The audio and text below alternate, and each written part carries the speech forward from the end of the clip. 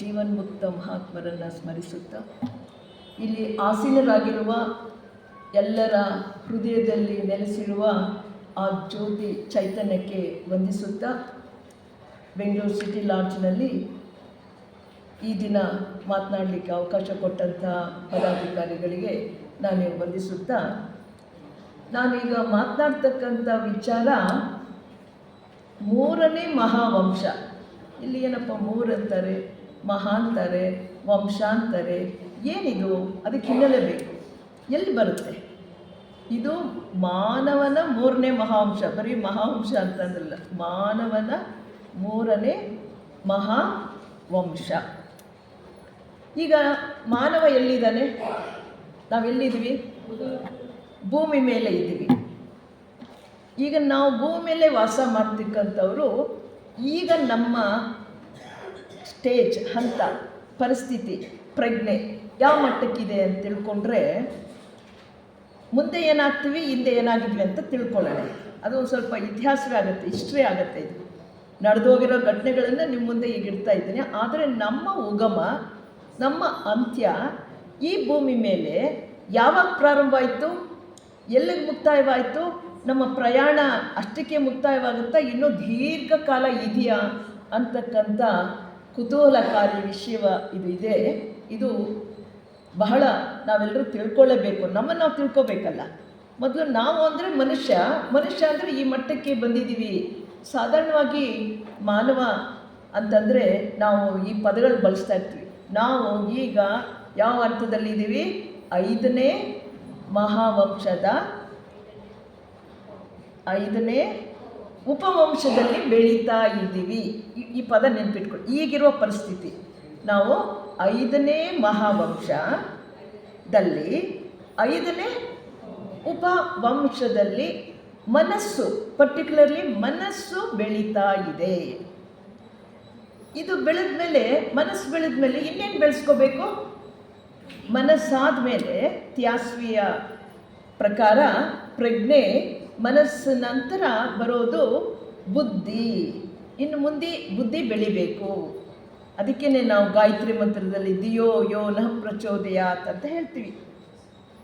ನನ್ನ ಬುದ್ಧಿ ಮನಸ್ಸು ಏನು ಮಾಡುತ್ತೆ ಅಂದರೆ ನಮ್ಮನ್ನು ವಿಭಜನೆ ಮಾಡುತ್ತೆ.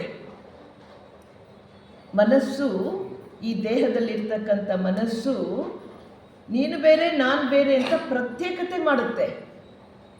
ಆದರೆ ಬುದ್ಧಿ ಎಲ್ಲರನ್ನೂ ಒಂದುಗೂಡಿಸುತ್ತೆ. ಐಕ್ಯತೆ ಮನೋಭಾವನೆ ಬೆಳಿಬೇಕಾದ್ರೆ ಬುದ್ಧಿ ಬೆಳಿಬೇಕು. ಮುಂದೆ ಬರಲಿಕ್ಕಿದೆ. ಅದು ನಮ್ಗೆ ಇಷ್ಟ ಇರಲಿ ಬಿಡಲಿ, ಅದು ಬಂದೇ ಬರುತ್ತೆ. ಅದರಲ್ಲಿ ನಾವು ಇರ್ತೀವೋ ಅನ್ನೋದ್ರ ಮೇಲೆ ನಮ್ಮ ಮನಸ್ಸಿನ ಗೆದ್ದು ಬುದ್ಧಿಮಟ್ಟವನ್ನು ಬೆಳೆಸ್ಕೊಂಡಿದ್ರೆ ನಮಗೂ ಮುಂದಿನ ವಿಕಾಸದಲ್ಲಿ ಅವಕಾಶ ಇರುತ್ತೆ. ನಾನಿಲ್ಲಪ್ಪ, ನಾನು ಮನಸ್ಸಿಗೆ ಅಂಟ್ಕೊಂಡ್ಬಿಟ್ಟಿದ್ದೀನಿ ಅಂದರೆ ಇಲ್ಲೇ ಇರಿ ಅಂತ ಹೇಳ್ತೀವಲ್ಲ. ಎಷ್ಟು ಲಕ್ಷ ವರ್ಷಗಳು ನಾವು ಬೆಳವಣಿಗೆಯಲ್ಲಿ ವಿಕಾಸದಲ್ಲಿ ನಿಂತು ಹೋಗ್ತೀವಿ ಅನ್ನೋ ಒಂದು ಕುತೂಹಲಕಾರಿ ವಿಸ್ಮಯವಾಗಿರ್ತಕ್ಕಂಥ ವಿಚಾರವನ್ನು ನಾನು ಮುಂದೆ ಪ್ರಸ್ತುತಪಡಿಸ್ಲಿಕ್ಕಿದ್ದೀನಿ. ಈಗ ಭೂಮಿ ಯಾರಲ್ಲಿ ಎಲ್ಲಿ ಸುತ್ತಾ ಇದೆ? ಭೂಮಿ ಸೂರ್ಯನ ಸುತ್ತಲೂ, ಅಂದರೆ ಸೂರ್ಯನ ಕುಟುಂಬದಲ್ಲಿ ಇರ್ತಕ್ಕಂಥ ಒಂದು ಗ್ರಹ. ಆ ಗ್ರಹದಲ್ಲಿ ಮನುಷ್ಯನಾಗಿ ನಾನು ಬೆಳೀತಾ ಇದ್ದೀನಿ. ಎಷ್ಟು ಮಟ್ಟಿಗೆ ಈಗ ಬೆಳೆದಿದ್ದೀನಿ? 5ನೇ ಮಹಾವಂಶದಲ್ಲಿ 5ನೇ ಉಪವಂಶ. ನಾನು ಡೈರೆಕ್ಟಾಗಿ ಮನುಷ್ಯನಾಗಿ ಬಂದನ? ಇತಿಹಾಸವೇ ಎಲ್ರಿಗೂ ಬಹಳ ಸ್ಪಷ್ಟ ಇದೆ. ನಾವು ನೇರವಾಗಿ ಭಗವಂತ ಕೆಲವು ಗಿಡಗಳನ್ನು, ಕೆಲವು ಪ್ರಾಣಿಗಳನ್ನು, ಕೆಲವು ಖನಿಜಗಳನ್ನು ಮನುಷ್ಯನ ಸೃಷ್ಟಿ ಮಾಡಿ ಜಗತ್ತು ಕೊಟ್ಟ ಅಂತ ಅನ್ಕೋಬಹುದು. ಇತಿಹಾಸ ಗೊತ್ತಿರೋರು ಆಗ ಅನ್ಕೊಳ್ಳಲ್ಲ. ನಾವು ಮನುಷ್ಯನಾಗಬೇಕಾದ್ರೆ ಎಲ್ಲಿಂದ ಬಂದಿದ್ದೀವಿ ಅದು ಸಾಧಾರಣ ಗೊತ್ತಿದೆ. ನಾನು ಮನುಷ್ಯನಾಗಬೇಕಾದ್ರೆ ಎಲ್ಲಿಂದ ಬಂದಿದ್ದೀನಿ? ಯಾವುದರಿಂದ ಮೇಲೆ ಬಂದಿದ್ದೀನಿ? ಪ್ರಾಣಿಗಳಿಂದ ವಿಕಾಸವಾಗಿ ಸೈನ್ಸು ಹೇಳುತ್ತೆ. ಮಂಗನಿಂದ ಮಾನವ ಅಂತ ಹೇಳ್ತೀವಿ. ಪ್ರಾಣಿಗಳಿಂದ ಮನುಷ್ಯನಾಗಿದ್ವಿ. ಪ್ರಾಣಿಗಳು ಸಸ್ಯ, ಸಸ್ಯಗಳು ಖನಿಜ, ಖನಿಜಗಳು ಮೂರನೇ ಭೂತವರ್ಗ, ಮೂರನೇ ಭೂತವರ್ಗ ಎರಡನೇ ಭೂತವರ್ಗ, ಎರಡನೇ ಭೂತವರ್ಗ ಒಂದನೇ. ನಾನು ಯಾಕೆ ಹೇಳ್ತಿದ್ದೀನಿ ಅಂದರೆ, ವಿಕಾಸ ಡೈರೆಕ್ಟಾಗಿ ಮನುಷ್ಯಂದೇ ನಾನು ತಗೊಂಡಿದ್ರೂ ಕೂಡ ನಾನೀಗ ಮನುಷ್ಯನಾಗಬೇಕಾದ್ರೆ ಎಷ್ಟು ಒಂದೊಂದು ಜೀವ ವರ್ಗಗಳು ಅಂತೀವಿ. ಈಗ 7 ಜೀವ ವರ್ಗಗಳಾಯಿತು, ಹೌದಲ್ವಾ? 1ನೇ ಭೂತವರ್ಗ, 2ನೇ ಭೂತವರ್ಗ, 3ನೇ ಭೂತವರ್ಗ, ನಂತರ ಖನಿಜ, ನಂತರ ಸಸ್ಯಗಳು, ಪ್ರಾಣಿ, ಮನುಷ್ಯ. ಈ 7 ವರ್ಗಗಳು ಅಂತ. ಒಂದು ವರ್ಗದಿಂದ ಇನ್ನೊಂದು ವರ್ಗಕ್ಕೆ, ವರ್ಗ ಅಂದರೆ ಜೀವ ಇರೋದು. ಆ ಪರಮಾತ್ಮನ ಚೈತನ್ಯ ಮೊದಲು ವಿಕಾಸ ಆಗಿದ್ದು 1ನೇ ಭೂತವರ್ಗದಲ್ಲಿ. ಅಲ್ಲಿಂದ ಇನ್ನೊಂದು ವರ್ಗಕ್ಕೆ ಹೋಗಬೇಕಾದ್ರೆ ಒಂದು ಕಲ್ಪ, ಅದನ್ನು ಹೇಳ್ತೀನಿ ಹೇಗೆ ಕಲ್ಪ ಅಂತಂದರೆ, ಕಲ್ಪ ಅಂದರೆ 432 ಕೋಟಿ ವರ್ಷಗಳು. ಅಂದರೆ ನಾನು ಬಹಳ ಎಷ್ಟು, ಈಗ ನಾನು 7ನೇವರಾಗಿದ್ದರೆ 6 ಕಲ್ಪಗಳ ಹಿಂದೆ ನಾನೇನಾಗಿದ್ದೆ? ಭೂತವರ್ಗವಾಗಿದ್ದೆ. ನಂತರ ಅದಾದಮೇಲೆ ಒಂದು ಕಲ್ಪ ಆದಮೇಲೆ ಏನಾದೆ? 2ನೇ ಭೂತವರ್ಗ ಆದೆ. ಅದಾದಮೇಲೆ 3ನೇ ಭೂತವರ್ಗ. ಇದೆಲ್ಲ ಕೂಡ ಕಣ್ಣಿಗೆ ಕಾಣಲ್ಲ. ಎಲ್ಲಿದ್ದಾವೆವು ಆ ಭೂತವರ್ಗಗಳು? ಇದು ಪ್ರಾರಂಭವಾಗಿದ್ದು ಅರೂಪ ಮನೋಲೋಕದಲ್ಲಿ. ಅರೂಪ ಮನೋಲೋಕದಲ್ಲಿ 1ನೇ ಭೂತವರ್ಗ. ಅಲ್ಲಿ ವಿಕಾಸ ಆದಮೇಲೆ ರೂಪಲೋಕದಲ್ಲಿ 2ನೇ ಭೂತವರ್ಗ. ಅಲ್ಲಿ ವಿಕಾಸ ಆದಮೇಲೆ ಕೆಳಗಿಳಿದು 3ನೇ ಭೂತವರ್ಗ ಕಾಮಲೋಕದಲ್ಲಿ. ನೋಡಿ ಎಲ್ಲಿಂದ ಬಂದ್ವಿ? ಮನಸ್ಸಿನ ಮೇಲ್ಮನಸ್ಸಿನಲ್ಲಿ 1ನೇ ಭೂತವರ್ಗವಾಗಿದ್ವಿ. ನಂತರ 2ನೇ ಭೂತವರ್ಗ ರೂಪ ಮನೋಲೋಕದಲ್ಲಿ, ಅಂದರೆ ಈ ದೇಹಾತ್ಮದ ಮನಸ್ಸಿನಲ್ಲಿ. ಆಮೇಲೆ ಕಾಮಲೋಕದಲ್ಲಿ, ಅದು 3ನೇ ಭೂತವರ್ಗ. ಇವು ಎಲಿಮೆಂಟಲ್ ಎಸೆನ್ಸ್, ಬಹಳ ಬೇಕು ನಮ್ಮ ಆಲೋಚನೆಗಳಿಗೆ, ನಮ್ಮ ಭಾವನೆಗಳಿಗೆ. ಅದು ಮ್ಯಾಟರ್ ಕೊಡುತ್ತೆ. ನಾನು ಆಲೋಚನೆ ಮಾಡ್ತಿದ್ದೀನಿ ಅಂದರೆ ಈ ಎಲಿಮೆಂಟಲ್ ಎಸೆನ್ಸು ಅದಕ್ಕೊಂದು ರೂಪ ಕೊಡುತ್ತೆ. ನಮ್ಮ ಭಾವನೆಗಳಿಗೆ ವಸ್ತು ಕೊಡೋದು ಈ ಎಲಿಮೆಂಟಲ್ ಎಸೆನ್ಸು.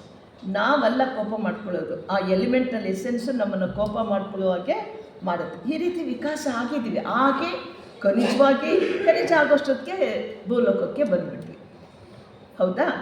ಭೂಲೋಕಕ್ಕೆ ಬಂದ ಮೇಲೆ ನಂತರ ಪೂರ್ಣ ಇಳಿದ ಮೇಲೆ ಮತ್ತೆ ಪ್ರಜ್ಞೆ ಇನ್ವಲ್ಯೂಷನ್ ಅಂತ ಹೇಳ್ತಿದ್ವಿ. ವಿಕಾಸ, ಇದು ಆ್ಯಕ್ಚುಲಿ ಜೀವ ವಿಕಾಸ ಅಂತಲೇ ಹೇಳ್ಬೋದು.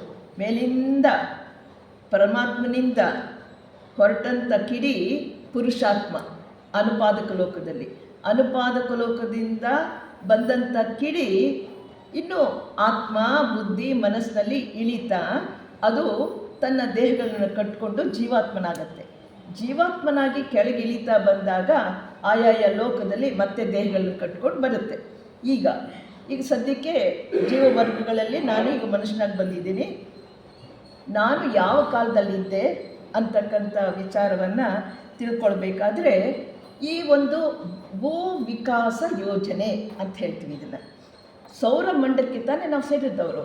ಸೂರ್ಯಮಂಡಲದಲ್ಲಿರ್ತಕ್ಕಂಥ ನಿಮಗೆಲ್ಲ ಗೊತ್ತು, ಸೋಲಾರ್ ಸಿಸ್ಟಮ್ ಅಂದರೆ ಗ್ರಹಗಳು ಅಂತ ಕೇಳ್ತೀರ ಅಲ್ವಾ?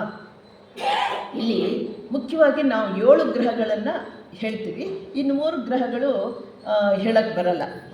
ಏನು ಅಂತಂದರೆ, ಒಂದು ವಿಕಾಸ ಯೋಜನೆ, ಭೂ ವಿಕಾಸ ಯೋಜನೆಯಲ್ಲಿ ಫಸ್ಟ್ ಇದು ಹೇಳ್ತೀನಿ. ನಾವು ಸೌರಮಂಡಲದಲ್ಲಿ ನಡೀತಾ ಇರ್ತಕ್ಕಂಥ ವಿಕಾಸ ಯೋಜನೆಯಲ್ಲಿ ನಮ್ಮದು ಒಂದು ಭೂ ವಿಕಾಸ ಯೋಜನೆ. ಭೂಮಿಯಲ್ಲಿ ವಿಕಾಸ ಅಂದರೆ ನಾನು ಭೂಗ್ರಹದಲ್ಲೇ ನಾವು ಕಣ್ಣಿಗೆ ಕಾಣ್ತೀವಲ್ಲ, ಇಲ್ಲಿ ಕಾಣುತ್ತಲ್ಲ, ಇಷ್ಟೇ ಅನ್ಕೋಬೇಡಿ. ಇದು ಕಾಣೋದು ಸ್ಥೂಲ ಅಷ್ಟೇ. ಇದಕ್ಕೂ ಕೂಡ ಸೂಕ್ಷ್ಮ ಲೋಕಗಳಿದ್ದಾವೆ. ಕಾಮಲೋಕ, ಮನೋಲೋಕ, ಬುದ್ಧಿಲೋಕ, ಆತ್ಮಲೋಕ, ಇದಕ್ಕೆಲ್ಲನೂ ಇದೆ. ಆಯಾಯ ಲೋಕದಲ್ಲಿ ಆ ಚೈತನ್ಯ ಬೆಳವಣಿಗೆ ಆಗಬೇಕು. ಅಂದರೆ ಭೂಮಿ ಒಂದೇ ಗ್ರಹದಲ್ಲಿ ಆಗುತ್ತೆ ಅಂತಲ್ಲ. ಭೂ ವಿಕಾಸ ಯೋಜನೆ ಆಗಬೇಕಾದ್ರೆ ಅದು ಆತ್ಮಲೋಕದಿಂದ ಕೆಳಗೆ 7 ಗ್ಲೋಬ್ಸ್ ಅಂತ ಹೇಳ್ತೀನಿ, ಗ್ರಹಗಳು. ಇಲ್ಲಿ ನಾನು ತೋರಿಸಿದ್ದೀನಿ.